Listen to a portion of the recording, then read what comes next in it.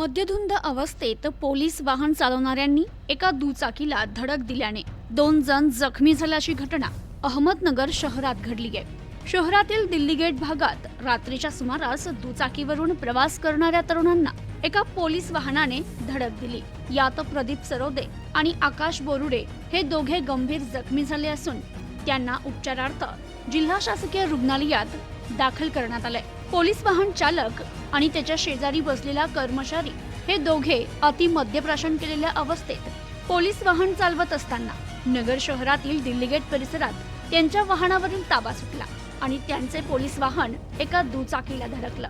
घटना घडल्यानंतर परिसरातील आक्रमक झालेल्या नागरिकांनी संबंधित पोलीस वाहनाची तोडफोड केली। दरम्यान यावेळी परिसरात एकच गोंधळ निर्माण झाला होता।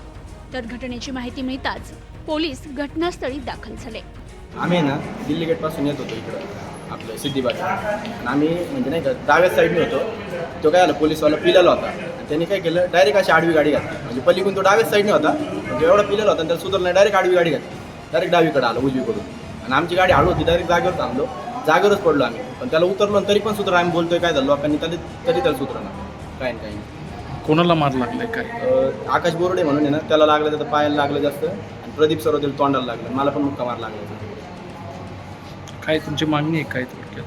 मागणी म्हणजे आता काही केस करायची बघायची। आम्ही सर्व येत होतो इकडं तर यांच्या समोरून येणारी पोलिसांची गाडी होती ती आणि त्यांनी डायरेक्ट द्वारात उडून दिला।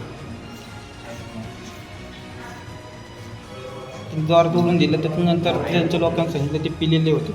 Bureau report news today 24 Ahmednagar.